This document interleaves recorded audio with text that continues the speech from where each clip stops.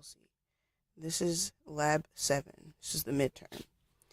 I have a DC motor, my 9-volt battery, my potentiometer, my transistor, diode, and a new item which is called TMP36. I'm going to use this to control the motor. When I set a threshold of 65, it's going to start the motor.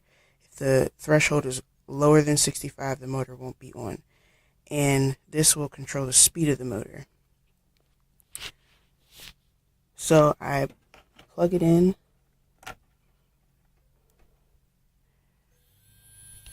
The motor starts running because it's over 65 degrees right now. Because the TMP36 is a temperature sensor, so it's over 65 degrees in here right now. Now it's not. Here's my code. I have initialized the pot value or potentiometer to be at pin 0 on Arduino. I have a constant integer of 64, which means the 64 will never change. I always want it to be the threshold of 64. When the degrees hit 64, the motor will start. And I have initialized the temperature pin to be at pin 1. And I have pin mode 9 as an output. So this DC motor as an output. Started the serial monitor. And I have void loop, float voltage, degrees Celsius, Fahrenheit. That's going to allow the serial monitor to read the values in decimal form. And then I have temp value, which is going to read the temperature pin as an analog input. And then this math down here is converting it from this right here, converts the value from voltage into degrees Fahrenheit. And all of this is going to read on serial monitor. Down here I have a delay of 1 second. And I'm also initializing the pot as an analog input. And then I have my if-else statement. If degrees Fahrenheit is higher or greater than the threshold, the motor will run. Or if this if part is false, then it'll jump down here and the motor won't be running. So I turn on my serial monitor here. Plug this in for you. Turn on my serial monitor here.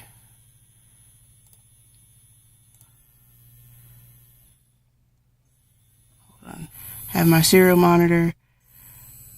65 it's on. 62 it means this is objective 2.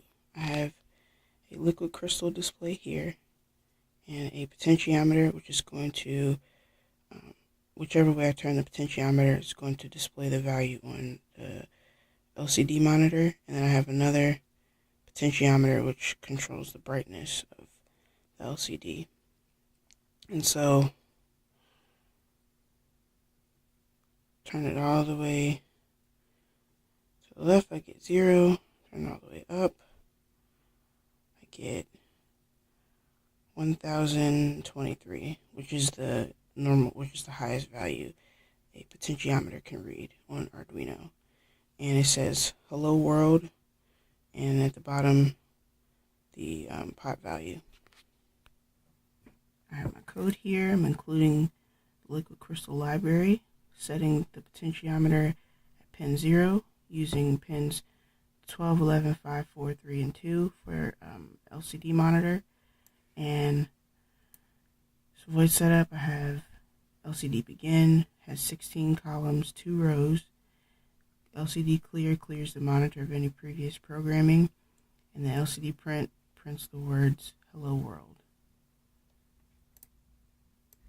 Void loop, I have pot value, which is setting the potentiometer at an analog input. And then I'm setting the LCD cursor at column 0, row 1.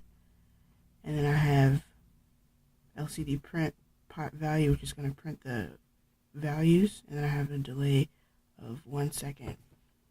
3. I have a LCD monitor still, and I added a TMP36, the temperature sensor, and the value of the temperature sensor is reading on the LCD in Fahrenheit degrees. Here's my code. I'm including the liquid crystal display, or liquid crystal library, and I'm stating the TMP36 at pin 0, and I'm using pins 12, 11, 5, 4, 3, and 2 on Arduino, and come down in void setup, and I have LCD begin, which is stating LCD monitor has 16 columns and 2 rows, and I have LCD clear, which clears the monitor of any previous programming, and then I have LCD print temperature, which is going to print the word temperature on the monitor, and then I have serial begin, which opens the serial monitor. And come down here to void loop. I have float voltage, degrees Celsius and Fahrenheit, which is going to actually allow the value to float using decimal numbers instead of just whole numbers. And then I have I'm initializing a temperature value, and it's in the analog read side, so it's going to be an analog input. And then here is some math for converting voltage into temperature values. And then I have my serial monitor. This is everything that's going to print on serial monitor. And I have setting the cursor at column 0, row 1, and it's going to print the degrees Fahrenheit. And then I have setting the cursor again at column 6, row number 1. It's going to print the letter F to represent Fahrenheit, and then I have a delay of 1 second. Objective 4. I have a VEX DC motor, my potentiometer to control the speed of the motor, and 2 push buttons. One push button is going to rotate the motor clockwise, and the other one is going to do it counterclockwise. And when I do this, right now that's the speed. If I turn up the pot a little bit,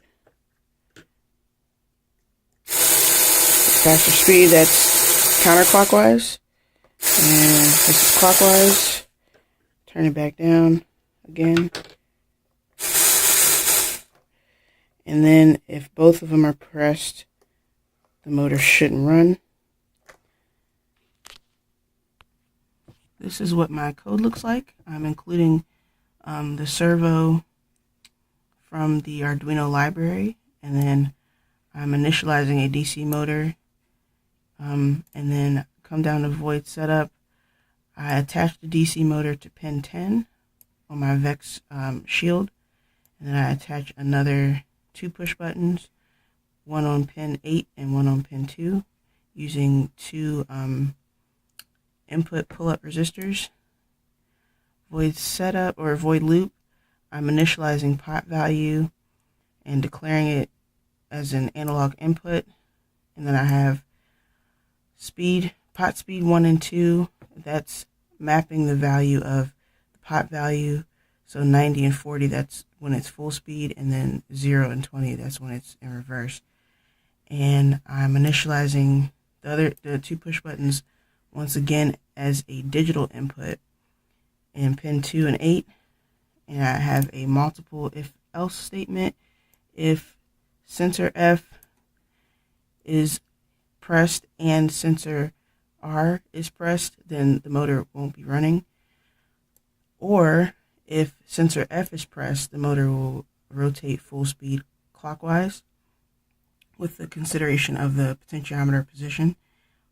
And then I have another else if statement. If sensor R is pressed, then the motor will rotate counterclockwise. And if all of the other statements are false, then we'll come down here to the else statement, which means the motor will be off if nothing is pressed or the potentiometer is not up.